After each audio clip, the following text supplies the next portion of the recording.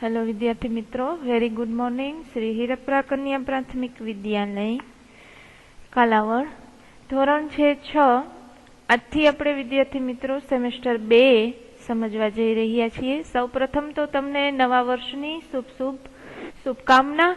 ત્યાર પછી આપણે નવા સેમેસ્ટરની નવી શરૂઆત કરી રહ્યા છીએ। સેમેસ્ટર 2 જેનું ચેપ્ટર નંબર 10 આલા લીલા વાસળિયા કાવ્ય સ્વરૂપે આપણને અહીં આપેલું છે, તો એની આપણે શરૂઆત કરશું। સૌપ્રથમ ચેપ્ટર નંબર 10 જે આપણને કાવ્ય સ્વરૂપે આપેલું છે તેનો પ્રકાર આપણે જાણીશું કે તે આપણને એક લોકગીત સ્વરૂપે આપેલું છે। આપણે સેમેસ્ટર નંબર 1 ની અંદર પણ ઘણા બધા લોકગીત જોયા હતા જે આપણને કાવ્ય સ્વરૂપે આપેલા હતા, પણ તે લોકગીતનો એનો પ્રકાર હતો, કોઈ કવિ દ્વારા રચાયેલું ન હોય। તો અહીં પણ આપણે એવું જ એક લોકગીત સમજવાનું છે જે આપણને કૃષ્ણ ભગવાનની ભક્તિ તેમાં સરસ મજાની રજૂ થઈ છે। તો આપણે સૌ પહેલા તો કૃતિ વિશે જાણીએ કે આ કૃતિ જે આપણને અહીં આપેલી છે કાવ્ય સ્વરૂપે તે લોકગીત છે। તો લોકગીત કેવી રીતે રચાય છે, તો અહીં આપણને માહિતી આપેલી છે કે લોકગીત છે એક લોક સમૂહ દ્વારા એટલે કે લોકો દ્વારા રચાય છે, જે પરંપરાથી ચાલ્યું આવતું હોય, એટલે કે અગાઉથી જ જે આપણા પૂર્વજો જે હોય તેનાથી જ આ લોકગીત ગવાતું ચાલ્યું આવતું હોય અને તે ખૂબ જ સરળ ભાષામાં આપેલું હોય છે જેથી કરીને બધા તે ગાઈ શકે છે। ત્યાર પછી લોકગીતની એક બીજી પણ છે કે એમાં શું શું હોય, તો કે તેમાં નાના મોટા સૌ ગાઈ શકે, ખૂબ જ આનંદ પણ આવે, તો એ રીતે આપણને લોકગીત આપવામાં આપેલું હોય છે। લોકગીત એટલે કે શું, તો કે પેલા સૌ પ્રથમ ગામમાં ગવાતું હોય, ત્યાર પછી શહેરમાં, ત્યાર પછી નાના મોટા શહેરમાં, ત્યાર પછી આગળ એવી રીતે જ્યાં વધતું જાય છે અને લોકગીત બનતું જાય છે। તો લોકગીતની પ્રકૃતિ દ્વારા અહીં આપણને સરસ મજાની ભાવભીની વાણીની અંદર કૃષ્ણ ભક્તિ રજૂ થઈ છે, એટલે કે આ કાવ્યની અંદર કૃષ્ણ ભક્તે પોતાની કૃષ્ણ ભક્તિ બતાવી છે અને સરસ મજાનું ગીત સ્વરૂપે આપણને આપેલું છે। તો આપણે સૌ પ્રથમ કાવ્યનું શ્રવણ કરીશું અને ત્યાર પછી કાવ્યને સમજીશું। તો આપણે શરૂ કરીએ। વિદ્યાર્થી મિત્રો, તમને તો આ કાવ્યનો રાગ આવડતો જ હશે, કારણ કે આ કાવ્ય એટલું બધું લોકપ્રિય છે કે બધા નાના મોટા સૌને આવડે, તો પણ છતાં આપણે એક વખત એમનું શ્રવણ કરી લઈએ।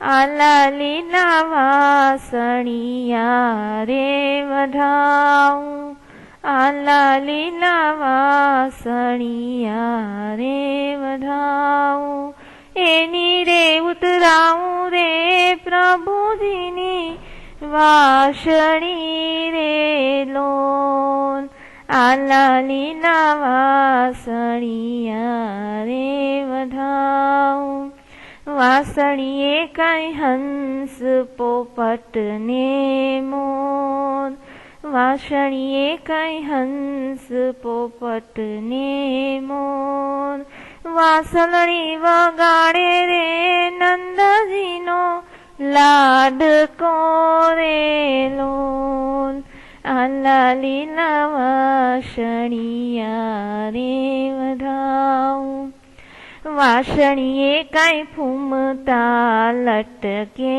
ચાર, વાસણીએ કાંઈ ફૂમતા લટકે ચાર, આંગળીએ અંગૂઠી ને અંગૂઠીમાં હીરલા રે લોલ, આલા લીલા વાસણિયા રે વઢાઉં, આવ્યા આવ્યા ઓતરા દશના મે, આવ્યા આવ્યા ઓતરા દશના મે, પાંદરડા ખેતરડા રે હરી કેળા છલી વર્યા રે લોલ, આલા લીલા વાસણિયા રે વઢાઉં, ખેતરીએ કાંઈ ઝૂલી રહ્યા છે મોર, ખેતરીએ કાંઈ ઝૂલી રહ્યા છે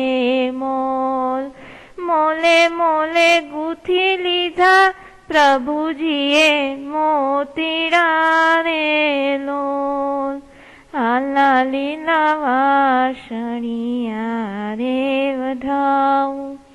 હવે જોશું આપણે કાવ્યની સમજૂતી કે કાવ્યની અંદર આપણને શું કહેવાય છે કૃષ્ણ ભક્ત.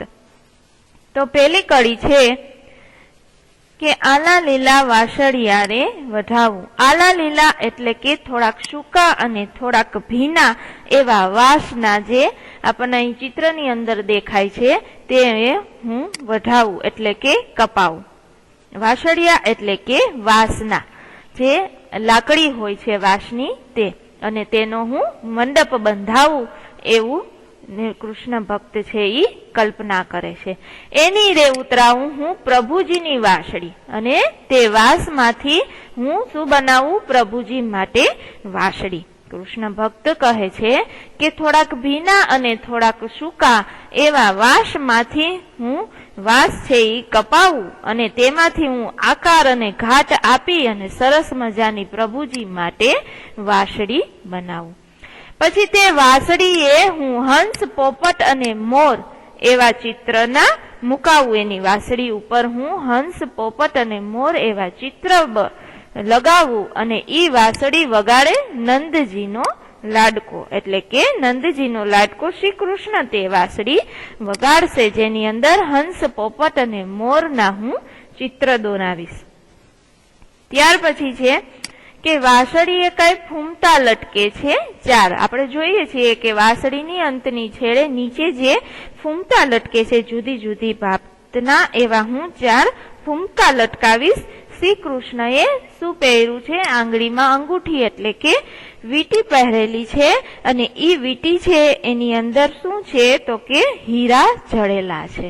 આવી સરસ કૃષ્ણ ભક્ત છે એ કૃષ્ણ માટે સરસ મજાની કલ્પના કરે છે કે વાસળી જ્યારે મારો કાનો નંદજીનો લાલો વગાડશે ત્યારે એની અંદર હું હંસ, પોપટ અને મોર બેસાડીશ, અને તેની જે વાસળીની છેડે છે ત્યાં હું 4 એવા ફૂમતા લટકાવીશ. અને શ્રી કૃષ્ણ ભગવાન જ્યારે વાસળી વગાડે છે ત્યારે જે અંગૂઠી જ્યારે આંગળી રાખે છે એ આંગળીની અંદર એમણે વીંટી પહેરેલી છે, અને વીંટી પણ સરસ મજાના હીરાથી જડેલી છે. ત્યાર પછી આવ્યા ઓતરા દશના મેં. ઓતરા એટલે કે ઉત્તર દિશા, ઓતરા દશના એટલે કે ઉત્તર દિશામાંથી, મેઘ એટલે કે મેઘ, વરસાદ. ઉત્તર દિશાથી વરસાદ વરસી રહ્યો છે, અને ખેતર અને આજે પાંદડા બધા હરી કેલા છલી વળ્યા, એટલે કે ખેતર અને પાદર અને ખેતર બંને પાણીથી છલકાઈ ગયા છે. જ્યારે ઉત્તર દિશામાંથી વરસાદ વહી રહ્યો છે ત્યારે પાદર અને ખેતર બંને છે એ પાણીથી છલી વળ્યા છે, છલકાઈ ગયા છે.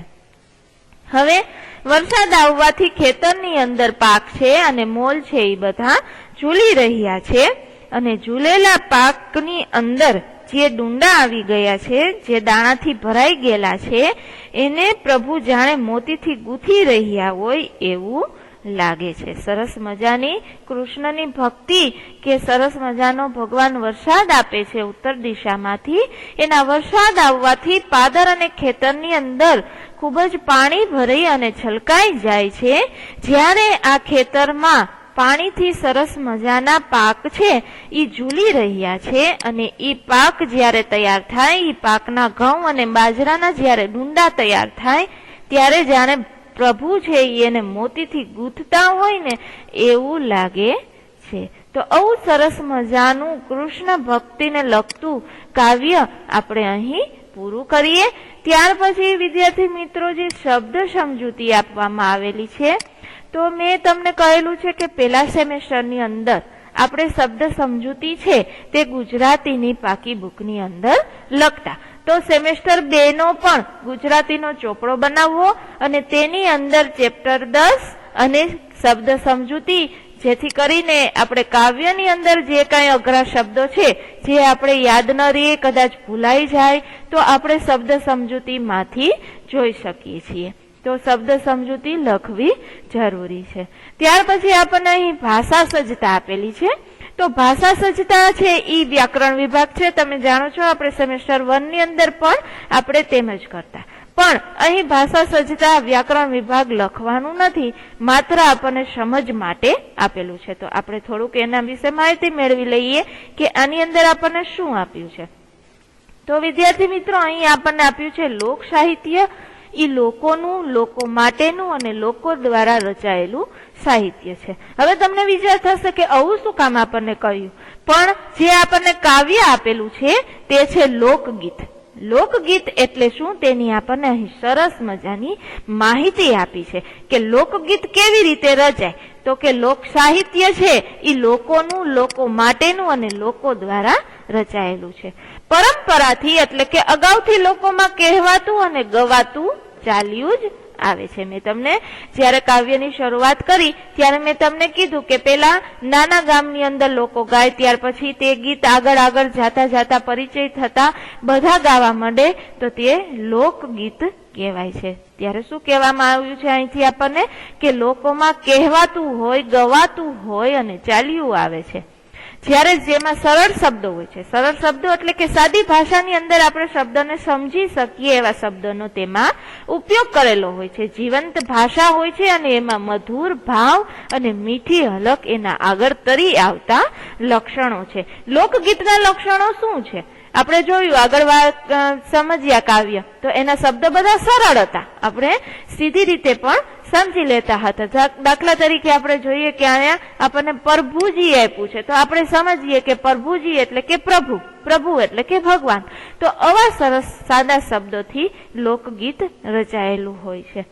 ત્યાર પછી જોઈએ કે આ લોકગીતમાં અવારનવાર રેડિયો, ટીવી પરથી પ્રસારિત થાય છે. લોકગીત આપણે કેમાં જોઈ શકીએ છીએ? રેડિયો અને ટીવી ઉપરથી આપણે સાંભળી શકીએ છીએ. ક્યારેક આપણે આ લોકગીત સાંભળવા મળે છે, કારણ કે તે કોઈ એક કવિ કે એક કલાકાર દ્વારા રચાયેલું હોતું નથી. પછી તેમાં શું આપણને જોવા મળે છે તો કે આ કાવ્યની અંદર આપણને કૃષ્ણ ભક્તિ જોવા મળે છે. સાથે સાથે પ્રભુ છે એ ખેતીવાડી ઉપર કેવી મહેર એટલે કે કેવી કૃપા કરે છે એના વિશે પણ અહીં આપણને ઓછા શબ્દમાં પણ સરસ ભાવ આપણને પ્રગટ થાય એવી વાણીમાં રજૂ કરી છે. આપણે જોઈ શકીએ છીએ કે છેલ્લા બે કાવ્યની જે પંક્તિ છે એમાં આપણે જોયું કે ભાઈ ઉત્તર દિશામાંથી જ્યારે વરસાદ વરસે છે ત્યારે પ્રભુની એટલી બધી મહેલ થાય છે કે મોલ ખેતરની અંદર પાક છે એ સરસ મજાના તૈયાર થઈ ગયા છે. એમના પાકના ડુંડા છે એ એકદમ ભરાઈ ગયા છે, જાણે એવું લાગે કે પ્રભુ એમાંથી મોતી ગૂંથતા હોય એવું લાગે છે. તો આ પણ આપણને અહીં સરસ ભાવ આપણને રજૂ કરવામાં આવ્યો હતો. તો વિદ્યાર્થી મિત્રો, આ ભાષા સજ્જતા વિશે આપણે માહિતી મેળવી. ત્યાર પછી છે જી અભ્યાસ. તો અભ્યાસ પણ શબ્દ સમજૂતીની જેમ જ તમારે ગુજરાતીની પાકી બુકની અંદર લખવાનું રહેશે. અને અભ્યાસ પણ આપણે જે કાવ્ય સમજ્યા તે ઉપરથી જ પ્રશ્નનો જવાબ આપવાનો હોય છે. અહીંયા આપણે દાખલા તરીકે પેલું જોઈએ કે કવિ વાંસળીમાંથી શું ઉતારવા માંગે છે તો કે કવિ વાંસળિયામાંથી વાંસળી ઉતારવા માંગતા હતા. એવી રીતે તમે પણ કાવ્યને સમજ્યું છે એટલે તમને પ્રશ્નના ઉત્તર જરૂરથી આવડશે. ત્યાર પછી જોઈએ પ્રશ્ન નંબર 2 કે દરેકના એક વાક્યમાં ઉત્તર આપવાના. અને ત્યાર પછી સ્વાધ્યાય. તો સ્વાધ્યાય પણ તમારે ગુજરાતીની પાકી બુકની અંદર લખવાનું રહેશે. ત્યાર પછી જોઈએ કે નીચેના પ્રશ્નના ઉત્તર વિચારીને લખવાના, એટલે કે પંક્તિમાંથી જ આપણે કાવ્યમાંથી જ પ્રશ્નના ઉત્તર લખવાના છે. પછી ત્યાર પછી છે ઉદાહરણ મુજબ છે એ યોગ્ય શબ્દ લખવાના છે. ઉદાહરણ આપણને આપેલું છે કે આંગળી અને બીજું શું એની સાથે ભળે તો કે અંગૂઠી, એટલે કે આંગળીની અંદર વીંટી આપણે પહેરી શકીએ. તે પ્રમાણે આપણને આપ્યું છે અહીં કે કાન. તો કાન શું આવે? કાનની અંદર આપણે શું પહેરી શકીએ તો કે કુંડળ. એવી રીતે જે અનુરૂપ થતા હોય એ શબ્દ આપણે અહીં લખવાના છે. જેમ કે નાક. તો નાકમાં આપણે શું પહેરી તો કે નથડી. એવી રીતે અહીં આપણે અનુરૂપ શબ્દ મૂકવાના રહેશે. હાથ. તો હાથની અંદર આપણે તો કડું પહેરીએ અથવા તો કોઈ કંગન પહેરીએ એટલે આપણે અહીં આપણે કડું લખશું. તો પગની અંદર આપણે શું પહેરી શકીએ તો કે ઝાંઝર. ત્યાર પછી ડોકમાં તો કે હાર અને કેડની અંદર કંદોરો. તો આવી રીતે શબ્દનો બંધ બેસતા શબ્દ આપણે લખવાના છે, યોગ્ય શબ્દ.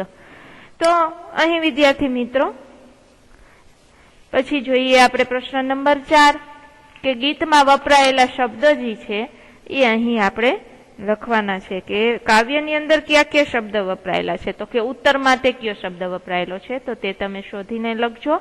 અને ત્યાર પછી પ્રશ્ન નંબર 5 ની અંદર તમને જે આ પંક્તિ આપેલી છે મેં તમને હમણાં જ સમજાવી, તો એ પંક્તિનો અર્થ તમારે તમારી પાકી બુકની અંદર તમારા શબ્દમાં લખવાની રહેશે. તો અહીં આપણું આવું સરસ મજાનું સેમેસ્ટર 1 નું કાવ્ય પૂર્ણ કરીએ છીએ. Thank you.